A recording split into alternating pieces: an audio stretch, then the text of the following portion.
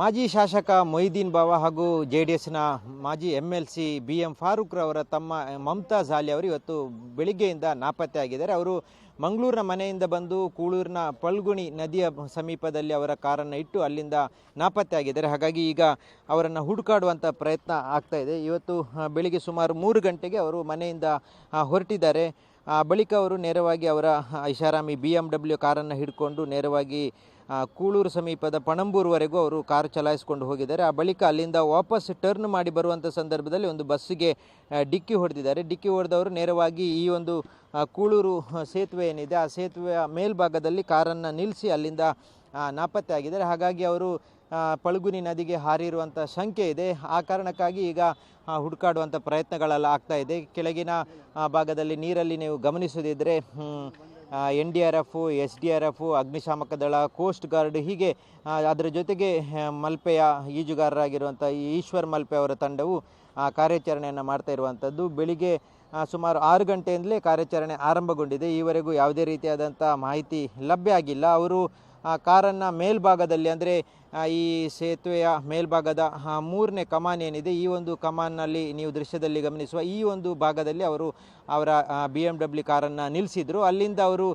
ನಾಪತ್ತೆ ಆಗಿದ್ದಾರೆ. ಹಾಗಾಗಿ ಅವರು ಕೆಳಗೆ ಹಾರಿರುವಂಥ ಆತ್ಮಹತ್ಯೆ ಮಾಡಿಕೊಂಡಿರುವಂಥ ಶಂಕೆ ಇದೆ. ಆ ಕಾರಣಕ್ಕಾಗಿ ಈಗ ಹುಡುಕಾಡುವಂಥ ಪ್ರಯತ್ನಗಳು ಆಗ್ತಾ ಇರುವಂಥದ್ದು. ಬೆಳಿಗ್ಗೆ ತಕ್ಷಣಕ್ಕೆ ಅವರ ಮಗಳು ಪೊಲೀಸರಿಗೆ ಮಾಹಿತಿಯನ್ನು ನೀಡಿದ್ದಾರೆ. ಈ ರೀತಿಯಾಗಿ ಮನೆಯಿಂದ ಹೋಗಿದ್ದಾರೆ ಅನ್ನುವಂಥದ್ದು. ಜೊತೆಗೆ ಕಳೆದ ಕೆಲ ದಿನಗಳಿಂದ ಅವರು ಭಾಳಷ್ಟು ನೊಂದುಕೊಂಡಿದ್ದರು ಅನ್ನುವಂಥ ಒಂದು ಅಭಿಪ್ರಾಯವು ಅವರ ಮನೆಯವರ ಫ್ಯಾಮಿಲಿಯಿಂದ ಕೇಳಿ ಬರ್ತಾ ಇದೆ. ಹಾಗಾಗಿ ಯಾವುದೋ ಒಂದು ಕಾರಣಕ್ಕಾಗಿ ಅವರು ನೊಂದ್ಕೊಂಡಿದ್ದರು. ಆ ಕಾರಣಕ್ಕಾಗಿ ಆತ್ಮಹತ್ಯೆ ಮಾಡಲಿಕ್ಕೆ ಈ ರೀತಿಯಾಗಿ ಬೆಳಗ್ಗಿನ ಜಾವ ಅವರು ಮನೆಯಿಂದ ಎದ್ದು ಬಂದಿದ್ದಾರೆ. ಈ ರೀತಿಯಾಗಿ ಈ ಒಂದು ಕೂಳೂರಿನ ಸೇತುವೆ ಮೇಲ್ಭಾಗದಲ್ಲಿ ಅವರ ಕಾರನ್ನು ನಿಲ್ಲಿಸಿ ಆತ್ಮಹತ್ಯೆ ಮಾಡಿಕೊಂಡಿರ್ಬೋದು ಅನ್ನುವಂಥ ಒಂದು ಶಂಕೆ ವ್ಯಕ್ತ ಆಗಿದೆ. ಹಾಗಾಗಿ ಪೊಲೀಸರು ಒಂದು ಕಡೆಯಿಂದ ತನಿಖೆಯನ್ನು ಮಾಡ್ತಾ ಇದ್ದಾರೆ. FSLನ ಅಧಿಕಾರಿಗಳು ಬಂದು ಕಾರನ್ನು ತಪಾಸಣೆ ಮಾಡಿದ್ದಾರೆ. ಅದು ಅಪಘಾತ ಮಾಡಿಕೊಂಡು ಬಂದಿರುವಂಥದ್ದು ಗೊತ್ತಾಗಿದೆ. ಸ್ಥಳೀಯ ಖಾಸಗಿ ಮಹೇಶ್ ಅನ್ನುವಂಥ ಬಸ್ಸಿಗೆ ಡಿಕ್ಕಿ ಹೊಡೆದಿದ್ದಾರೆ. ಸುಮಾರು ಪಣಂಬೂರಿನ ಸಮೀಪದಲ್ಲಿ MCFನ ಎದುರು ಭಾಗದಲ್ಲಿ ಹೈವೇಯಲ್ಲಿ ಡಿಕ್ಕಿಯನ್ನು ಹೊಡೆದಿದ್ದಾರೆ. ಭಾಳಷ್ಟು ವೇಗವಾಗಿ ಕಾರನ್ನು ಚಲಾಯಿಸ್ಕೊಂಡು ಹೋಗ್ತಾ ಇದ್ದರು ಅನ್ನುವಂಥದ್ದನ್ನು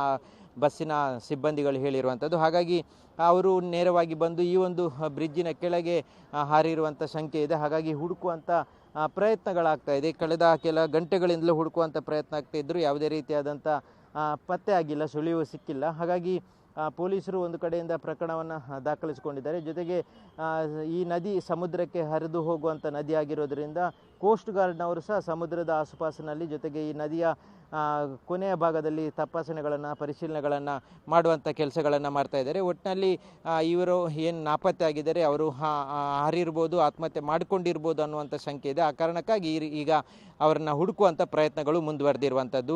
ಈ ಒಂದು ಮಮತಾಜ್ ಆಲಿ ಅವರು ಸಾಕಷ್ಟು ಸಂಘ ಸಂಸ್ಥೆಗಳಲ್ಲಿ, ಮುಸ್ಲಿಂ ಸಂಘಟನೆಗಳಲ್ಲಿ, ಮುಸ್ಲಿಂ ಸೆಂಟ್ರಲ್ ಕಮಿಟಿಗಳಲ್ಲಿ ಗುರುತಿಸಿಕೊಂಡಿದ್ದರು. ಹಾಗಾಗಿ ಅವರ ಒಂದು ಈ ರೀತಿಯಾದಂಥ ನಾಪತ್ತೆಯ ಸುದ್ದಿ ಕೇಳಿದ ತಕ್ಷಣಕ್ಕೆ ಸಾಕಷ್ಟು ಸಂಖ್ಯೆಯಲ್ಲಿ ಜನರು ಈ ಭಾಗದಲ್ಲಿ ಸೇರಿಕೊಂಡಿದ್ದಾರೆ. ಇನ್ನೂ ಅವರನ್ನು ಪತ್ತೆ ಹಚ್ಚುವಂಥ ಕಾರ್ಯ ಮುಂದುವರೆದಿರುವಂಥದ್ದು. ಕ್ಯಾಮ್ರಾಮನ್ ನಿಶಾಂತ್ ಜೊತೆ ಸುಖಪಾಲ್ ಪಳಲಿ, ಪಬ್ಲಿಕ್ TV, ಮಂಗಳೂರು.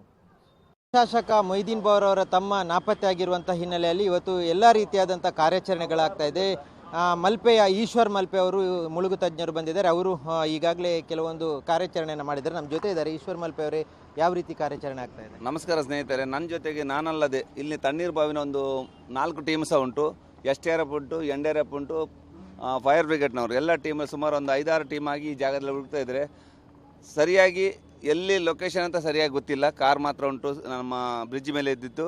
ಆದರೆ ಅವರು ಜೀವಂತ ಆಗಿ ಇರ್ಬೋದು ಅಂತ ಸಹ ನಮಗೆ ಒಂದು ಅನಿಸಿಕೆ. ಯಾಕೆಂದರೆ ಇದ್ದರೆ ಇರಬೇಕು, ಯಾಕೆಂದರೆ ಜೀವಂತ ಆಗಲಿ ಇರಲಿ. ಯಾಕೆಂದರೆ ಸಾಯುವುದು ದೊಡ್ಡದು, ಯಾಕೆಂದರೆ ಅದರ ಕಷ್ಟ ಮನೆಯವರಿಗೆ ಗೊತ್ತು, ಸಾಯುವುದು ಬೇಡ.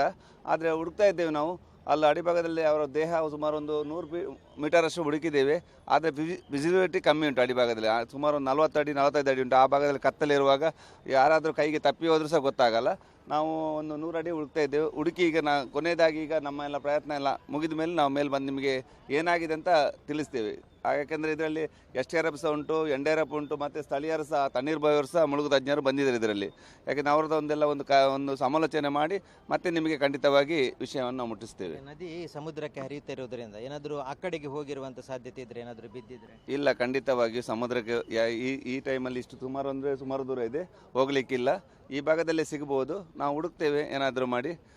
ಯಾಕೆಂದರೆ ವಿಸಿಬಿಲಿಟಿ ಕಮ್ಮಿ ಉಂಟು ಅಡಿವಾಗ, ಯಾಕೆಂದರೆ ಕತ್ತಲೆ ಆಗಿದೆ. ಯಾಕೆಂದರೆ ಅಂಡರ್ವಾಟ್ ಟಾರ್ಚ್ ಹಾಕಿದರೆ ಸಹ ನಮಗೆ ಒಂದು 2 ಅಡಿ ತೋರ್ತಾ ಉಂಟು. ಹುಡುಕ್ತಾ ಇದ್ದೇವೆ, ನೋಡುವ ಖಂಡಿತವಾಗಿಯೂ.